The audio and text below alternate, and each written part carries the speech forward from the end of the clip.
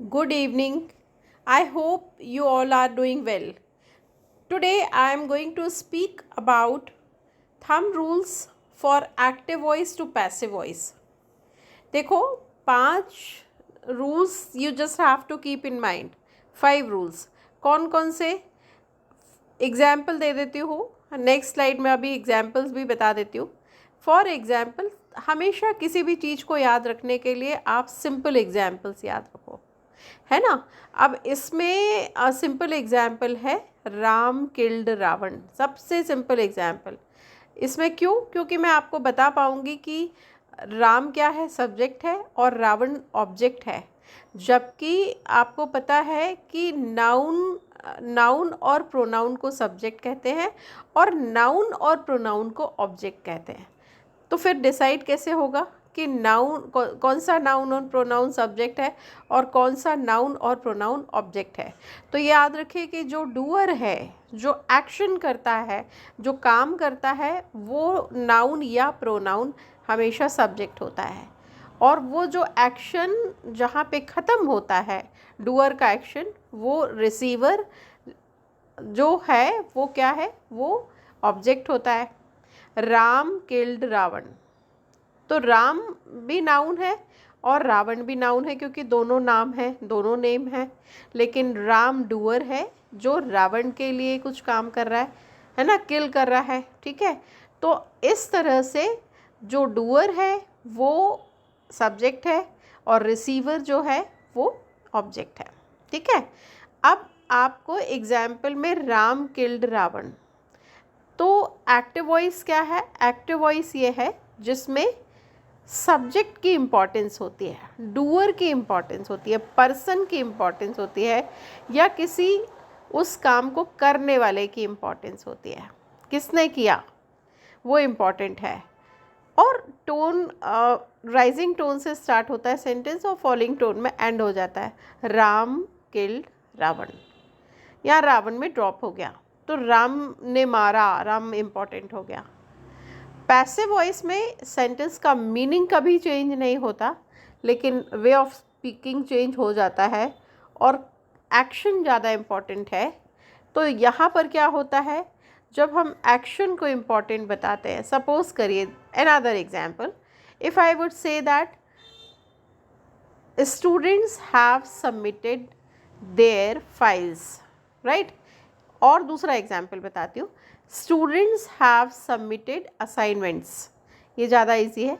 Students have submitted assignments. तो याद रखिए जब भी कभी एक्टिव से पैसिव बनाओ तो first of all 3 things you have to underline. Subject को अंडरलाइन करो, वर्ब को अंडरलाइन करो जो हमेशा बीच में होगा, और ऑब्जेक्ट को अंडरलाइन करो. कभी कभी किसी किसी सब्जेक्ट में 2 ऑब्जेक्ट भी होते हैं. जैसे मैंने अभी एग्जाम्पल दिया था, students have submitted there assignment. मैंने क्यों चेंज किया? क्योंकि अभी आप कंफ्यूज हो जाओगे. लेकिन इस सेंटेंस में 2 ऑब्जेक्ट हैं. स्टूडेंट्स हैव कम सबमिटेड, तो स्टूडेंट है वो तो सब्जेक्ट ही हो गया क्योंकि वही लोग कर रहे हैं, और हैव तो हेल्पिंग वर्ब है, और सबमिटेड मेन एक्शन है. क्या सबमिट? Their assignment. तो देयर जो है वो इनडायरेक्ट ऑब्जेक्ट है, और क्या सबमिट किया? असाइनमेंट्स. तो असाइनमेंट्स क्या है? डायरेक्ट ऑब्जेक्ट है. तो ये वाला सेंटेंस अभी हम डिस्कस नहीं करेंगे, इसमें से देयर हटा देते हैं. Students have submitted assignments, right. तो यहाँ पे स्टूडेंट कौन है? ये डूअर है. काम क्या कर रहे हैं? सबमिशन का. तो सबमिशन वर्ब हो गई, और हैव तो हेल्पिंग वर्ब है. तो किसी किसी सेंटेंस में हेल्पिंग वर्ब होता है, किसी में नहीं होता, डिपेंड्स कैसा सेंटेंस है, नेचर ऑफ सेंटेंस. और क्या सबमिट कर रहे हैं? असाइनमेंट सबमिट कर रहे हैं. तो असाइनमेंट क्या हो गया? दैट इज़ ऑब्जेक्ट, है ना. अब चेंज देखते हैं कि एक्टिव से पैसिव में चेंजेस क्या आते हैं. फर्स्ट क्या लिखा है रूल, यहाँ पे बहुत अच्छे से याद कर लीजिए.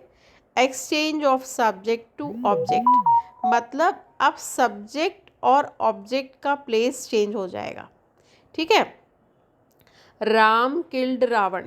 अब उल्टा ऐसा नहीं होगा रावण किल्ड राम, ऐसा पैसिव नहीं बनता. पैसिव कैसे बनता है? राम किल्ड रावण, है ना. तो जो राम है, रावण को राम ने ही मारा है, लेकिन अब हम एम्फेसाइज कर रहे हैं कि किसको मारा, अच्छा रावण को मारा। तो फिर ये इस टोन में कि रावण सॉरी क्योंकि किल्ड है तो सेकेंड फॉर्म ऑफ वर्ब, अभी बता रही हूँ rule. Ravan was killed by Ram, ठीक है, राम ने मारा, बहुत ज़्यादा इंपॉर्टेंट नहीं पर अच्छा रावण मर गया, उस सेंस में जो होता है that is called passive voice.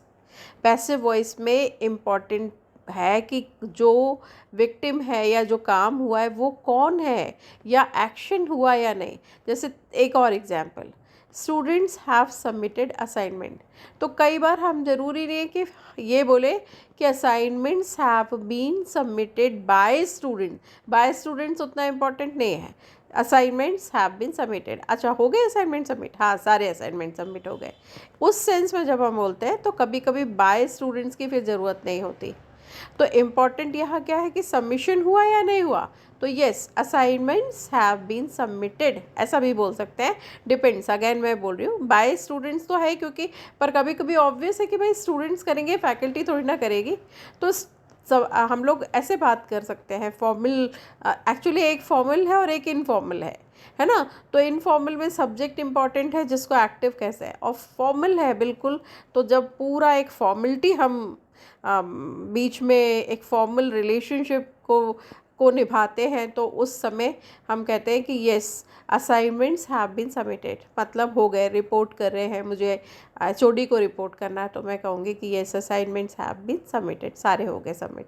इस तरह के जो सेंटेंसेस होते हैं, तो क्या हमने देखा कि असाइनमेंट को हम फ्रंट में ले आए और अगर बाय स्टूडेंट है तो उसको बाद में लेके। चलिए मैं दूसरा एग्जाम्पल बताती हूँ। दूसरा एग्जाम्पल है राम किल्ड रावण पे ही आते हैं हम। राम किल्ड रावण, इसका सेंटेंस कैसे बना, Ravan was killed by Ram, मतलब अब आपने देखा राम और रावण की जगह प्लेस एक्सचेंज हो गई, इसीलिए फर्स्ट रूल है कि exchange of subject to object. तो ये फर्स्ट रूल है, हमेशा अंडरलाइन करना सेंटेंस को, तो बहुत इजी होगा आपके लिए एक्टिव से पैसिव। तो आपने अंडरलाइन किया सब्जेक्ट और ऑब्जेक्ट और दोनों की प्लेस को चेंज कर दिया। अब मैं इसी में डायरेक्ट आपको 7th वाला बता देती हूँ, 5th वाला रूल बता देती हूँ। 5th रूल क्या कह रहा है, subject to objective pronoun. Actually ये सब्जेक्टिव टू ऑब्जेक्टिव प्रोनाउन है। कैसे होता है सब्जेक्टिव टू ऑब्जेक्टिव प्रोनाउन, क्या होता है, मैंने अभी एक आपको प्रोनाउन पर्सनल प्रोनाउन का भी वीडियो बनाया है, आप चाहो तो देख लेना यूट्यूब चैनल में, इसी में।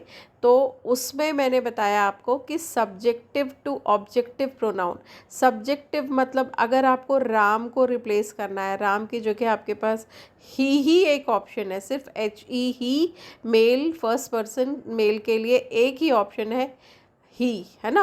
तो आपने लिखा ही किल्ड रावण, राइट। और अगर वहाँ पर रावण को भी प्रोनाउन लगाना है तो कैसा हो जाएगा, ही किल्ड हिम। अब आप एक बात नोटिस कर रहे हो, राम को हटा दिया तो आपने राम की जगह प्रोनाउन अगर लिया तो आपने लिखा ही, और रावण की जगह जब आपने प्रोनाउन लिखा तो ऐसा तो नहीं लिखा ही किल्ड ही, आपने बोला ही किल्ड हिम।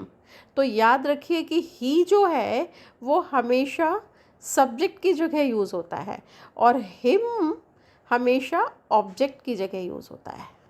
बस ये बहुत इम्पॉर्टेंट है कि कौन से सब्जेक्टिव प्रोनाउन है और कौन से ऑब्जेक्टिव प्रोनाउन है। ये प्रॉब्लम आती है जब हम प्रोनाउन लेते हैं, नाउन लेते हैं तो कोई दिक्कत नहीं है। नाउन मतलब खासतौर पे प्रॉपर नाउन, किसी का नाम है तो वो वैसा का वैसा राम को रावण चेंज नहीं कर सकते। लेकिन अगर आपने नाउन की जगह मान लीजिए आपने कहा the college has released the notification, है ना। अब आपको कॉलेज नहीं यूज़ करना, आपने पहले बोला the college has released it's notification, आप ऐसा बोल रहे हो the college has released it's notification. तो आपने क्या लिखा, कॉलेज को हटा रहे हो आप, तो आपने लिखा द कॉलेज की जगह it has release the notification, है ना। तो कॉलेज की जगह इट आ जाएगा, नोटिफिकेशन की जगह भी इट आएगा, वो मैं बाद में बताऊंगी। अभी आप देखो तो कभी भी याद रखो कि जो फिफ्थ रूल है वो प्रोनाउन के लिए है कि अगर सेंटेंस प्रोनाउन से स्टार्ट होगा तो then you have to take care that which pronoun is known as subjective pronoun, मतलब सब्जेक्ट की जगह में कौन कौन से प्रोनाउन आते हैं, ऑब्जेक्ट की जगह में कौन से प्रोनाउन। मैंने जैसे एक एग्जाम्पल बताया, आपको रिपीट कर रही हूँ, राम किल्ड रावण। अब आपको राम को भी हटाना है और रावण को भी हटाना है, तो आप कहते हो ही किल्ड हिम, मतलब राम की जगह ही रखा और रावण की जगह हिम। इसका मतलब है कि ही हमेशा सब्जेक्ट की जगह में सेंटेंस के बिगनिंग में आएगा और हिम हमेशा सेंटेंस के लास्ट में आएगा, और दोनों के बीच में वर्ब है। तो आप ऐसे भी समझ सकते हो कि वर्ब के लेफ्ट हैंड साइड के जो प्रोनाउन होते हैं उनको हम कहते हैं सब्जेक्टिव प्रोनाउन, और वर्ब के राइट हैंड साइड के जो प्रोनाउन होते हैं उनको हम ऑब्जेक्टिव प्रोनाउन। अब फिर से मैं आपको फर्स्ट रूल बता देती हूँ। फर्स्ट रूल क्या है, रावण और राम की प्लेस चेंज कर दो, सेंटेंस का मीनिंग चेंज नहीं होगा। पर राम और रावण क्यों, क्योंकि अब राम की उतनी इम्पोर्टेंट नहीं, रावण मर गया ना, वो इम्पोर्टेंट है। तो अब एक पहला रूल है, first rule is exchange of subject to object, है ना, मतलब सब्जेक्ट को ऑब्जेक्ट में चेंज करना इज़ फर्स्ट रूल। अब सेकेंड रूल हमने क्या देखा इस सेंटेंस में, राम किल्ड रावण। इस सेंटेंस में हम सेकेंड रूल क्या देख रहे हैं, सेकेंड रूल हम देख रहे हैं वॉज लगाया हमने। याद रखिए पूरी ग्रामर में सबसे ज़्यादा इम्पॉर्टेंट है वर्ब, मेन वर्ब खास तौर पे वर्ब बहुत इम्पॉर्टेंट है। 8 पार्ट्स ऑफ स्पीच होते हैं जिसमें वर्ब ही एक ऐसा वर्ड होता है which can stand alone, without verb no sentence can be imagined. कभी कोई सेंटेंस बनेगा ही नहीं बिना वर्ब के, है ना। तो वर्ब बहुत इंपॉर्टेंट है। और वर्ब के कितने फॉर्म्स होते हैं, 3 फॉर्म्स होते हैं, first form, second form, third form. First form क्या होता है, हमेशा याद रखो प्रेजेंट टेंस होता है, सेकेंड फॉर्म पास्ट टेंस होता है और थर्ड फॉर्म पास्ट पार्टिसिपल होता है। तो इसमें सेकेंड फॉर्म यूज़ हुआ राम किल्ड रावण, तो चूंकि सेकेंड फॉर्म यूज़ हुआ है तो अब सेकेंड वाला रूल यहाँ पर आएगा। उसमें आपको हमेशा, जैसे इसका राम किल्ड रावण का क्या बना, Ravan was killed by Ram, तो वॉज लगा रहे हो ना आप। तो देखो सेकेंड रूल कहता है ऑक्सिलरी इंक्लूजन, है ना, मतलब एक ऑक्सिलरी, तो कितने भी वर्ब हो उसमें एक एक्स्ट्रा ऑक्सिलरी आपको लगाना ही है, ऐड करना ही है। क्यों, आपने लिखा रावण वॉज, तो ये जो वॉज है ये आपने ऑक्सिलरी को ऐड किया, इंक्लूजन मतलब ऐड करना। तो आप देखिए कि इसमें 8 हेल्पिंग वर्ब्स जो हैं, ये बस आपको यही याद करना है, बाकी कुछ भी नहीं। 8 हेल्पिंग वर्ब्स, 24 हेल्पिंग वर्ब्स होता है, लेकिन आपको 24 नहीं रिमेंबर करना, you just need to remember these 8 verbs. What are they, is, am are, ये प्रेजेंट टेंस की है, इज़ एम आर, इसी सीक्वेंस में याद करो जल्दी याद होगा। Is am are, was were क्योंकि ये पास्ट टेंस की है, और be be E be, be being और बीन, ये जो मैंने लिखी है। इसमें से हर बार आपको एक वर्ब सिलेक्ट करके सेंटेंस में लगाना है। वो कैसे सिलेक्ट करोगे, वो वर्ब का फॉर्म देख के, जैसे इसमें किल्ड है तो आपने वॉज लगा दिया। वॉज लगाने का दूसरा रीज़न ये भी है क्योंकि रावण एक ही पर्सन है, ज़्यादा लोग होते तो वर लगाते। तो आपने लिखा रावण वॉज, फिर देखो किल्ड का किल्ड ही है, लेकिन याद रखो कि राम किल्ड रावण में जो किल्ड यूज़ हुआ है वो सेकेंड फॉर्म है, लेकिन थर्ड फॉर्म भी किल्ड ही होता है। तो यहाँ पे थर्ड रूल क्या कह रहा है, वो third form of main verb, हमेशा याद रखो मेन वर्ब का थर्ड फॉर्म ही यूज़ होगा। मतलब अगर आपको एग्जाम्पल बताऊं कि एक अगर फ़ोन, एक सेल फ़ोन है और उसमें कॉलिंग नहीं होती तो फिर वो फ़ोन ही नहीं है, कोई मतलब ही नहीं है। इसी तरह से पैसिव वॉइस मतलब एक हेल्पिंग वर्ब और थर्ड फॉर्म ऑफ वर्ब, ये तो ज़रूरी फीचर है पैसिव वर्ब का, पैसिव वॉइस का। सब्जेक्ट हो नहीं हो चलेगा, ऑब्जेक्ट हो नहीं हो चलेगा, लेकिन अगर हेल्पिंग वर्ब नहीं है और third form of main verb नहीं है तो वो पैसिव वॉइस है ही नहीं। तो ये दो फीचर्स बहुत इंपॉर्टेंट है इसके, है ना। तो इसीलिए थर्ड रूल याद रखो कि हमेशा पैसिव वॉइस में always third form of verb use होती है। अब ये जो फोर्थ रूल है ये बाय बहुत कॉमन है, बाय राम, बाय स्टूडेंट्स, है ना। बी लेट वाले सेंटेंसेस में होता है, जब मैं अभी वॉइस डिटेल में बताऊंगी तो बताऊंगी बी कहाँ यूज़ होता है, और कुछ रेयर केसेस में टू भी होता है, विथ भी होता है, और कुछ और प्रिपोजिशंस भी होती है, वो बहुत हाई लेवल वाला जब हम पढ़ेंगे तब मैं बताऊंगी। पर अभी फॉर अ वाइल आप बाय याद रखो कि फिर आपको जैसे आपने क्या लिखा, रावण वॉज किल्ड बाय, है ना। तो बाय इज़ वेरी कॉमन। और फिर राम है तो राम का तो मैंने बताया नाउन है तो चेंज नहीं, अगर ही होता तो हिम हो जाता। तो ये जो फिफ्थ वाला रूल है यहाँ पे, ये किस केस में यूज़ होता है, जब प्रोनाउन यूज़ करते हो, sentence, when sentence is made up with the pronoun, then fifth rule will be implemented, right? Then fifth rule will be useful, right? अब रिपीटिंग रिकैप देखते हैं कि एक्टिव से पैसे, फिर मैं अभी नेक्स्ट वीडियो बना रही हूँ जिसमें मैं एग्जाम्पल्स बता देती हूँ आपको।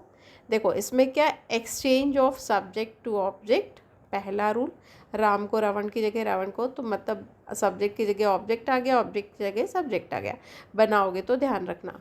फिर दूसरा ऑक्सिलरी इंक्लूजन, हेल्पिंग वर्ब, जो 8 ये हेल्पिंग वर्ब है इनको तो आप बिल्कुल मगअप कर लो, is, am, are, was, were, be, being, been, इनमें से एक हेल्पिंग वर्ब, वर्ब की वर्ब का फॉर्म देख के कि फर्स्ट फॉर्म है क्या, कि सेकंड फॉर्म है या थर्ड फॉर्म है, उसको देख के डिसाइड करना है, वो मैं डिटेल बाद में बताऊंगी।